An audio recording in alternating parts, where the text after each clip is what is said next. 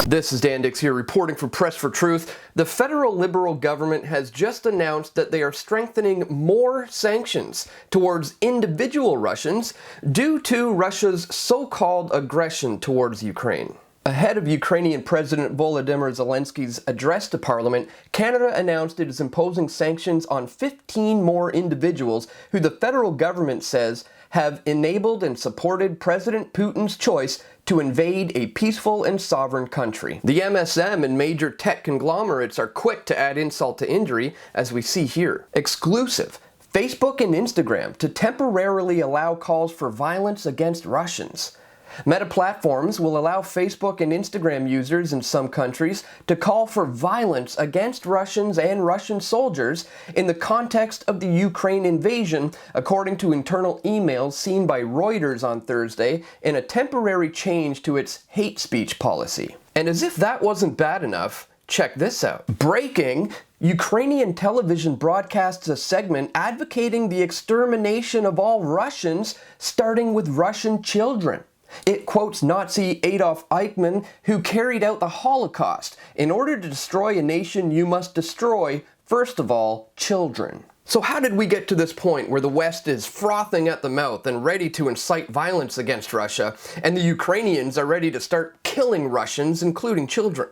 Well, in order to understand the media manipulation that's happening today, we must first look at Ukraine and how the media has already manipulated its history in regards to its relationship with Russia. Back in 1990, the Soviet Union agreed to let East Germany escape Soviet control. And the agreement was that NATO would not push east into the former Soviet satellites. The agreement was that there would always be a buffer zone between the West and Russia. Well, despite agreeing to this exchange, the US and NATO broke their pledge almost immediately. And NATO is now in Eastern Europe, the Baltic states, the Caucasus, and Central Asia. And the US-led alliance has literally been creeping up against Russia's border all this time. US anti-missile systems are in Poland, and new US bases have been set up in Bulgaria and Romania and Central Asia. And yet, Russia is supposed to be the aggressor here?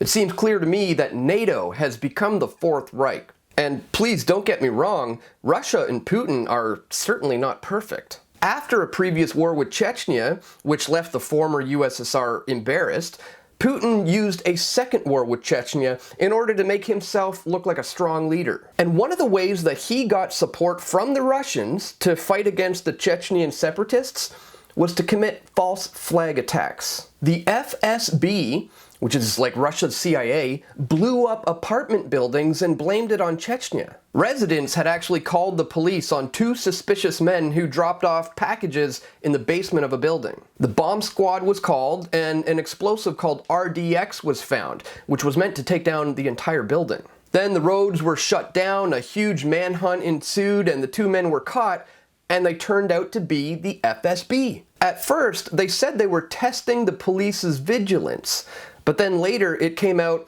that this was just a training exercise. So we can see the parallels between Western leaders and Putin because both of them use false flag attacks to increase their power. The CIA and the FSB seem to be governments unto themselves. So Putin is certainly no angel, but if you get all your information solely from the mainstream media, you will believe that Putin is the devil, the US is God, and intervention is absolutely necessary, of course, all under the guise of a humanitarian mission. This, of course, is not true, but if we were to entertain this idea, why should Canada intervene? What is it about Putin's leadership that interferes with the daily lives of Canadians? The answer is, it doesn't. The fact is, NATO is not equipped to go to war over Ukraine, and the Russians have home turf advantage. And no one in Europe, aside from maybe a few Ukrainian nationalists, want a war with Russia. The loudest voices for war are the neocons in Washington and Ottawa,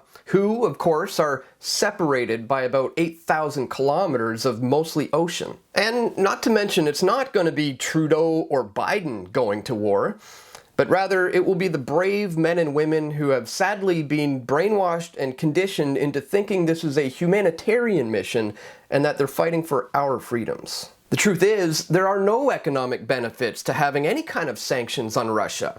In fact, all this does is it hurts Canadian exporters and it targets individual Russian citizens. There is no national security risk from Russia. Ukraine is just simply not a place that's worth going to war over right now. What if Ukraine could just exercise self-determination? Can you imagine that? Wouldn't that be more democratic? Instead, we have these so-called democratic Western leaders promoting their version of their militarized form of democracy. It's the same vision that they had for Egypt and Libya and Iraq. And just look how well those thriving democracies are doing.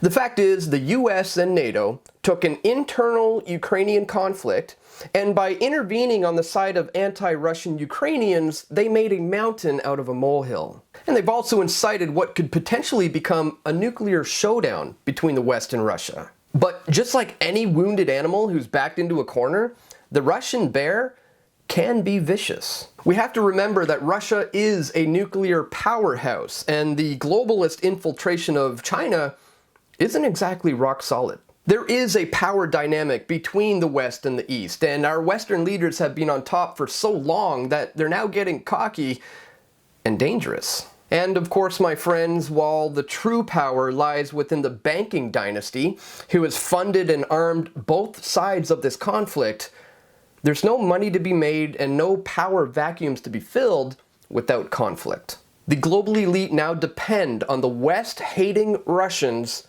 and the Russians hating the West. So as Canadians or Americans or wherever you reside, unless the individual masses make their voices heard that we will not put up with these wars of aggression, we are just going to simply sit on the sidelines and be a part of the problem. And one of the best things you can do right now is to stop being brainwashed by the mainstream media who have become expert liars and manipulators of information. And instead, start supporting real independent media like Press for Truth, who's not afraid to counter all the propaganda and to bring you the truth of what's actually happening. Please, my friends, click that thumbs up button and share this video with your friends and family who you think need to see it the most. And if you appreciate my efforts to bring you this information, please consider making a donation or contributing as a member at pressfortruth.ca/donate. That's it for today, my friends. Thank you all so much for watching, and stay tuned. We're going to have more video reports coming soon. This is Dan Dicks reporting for Press for Truth. We all want truth.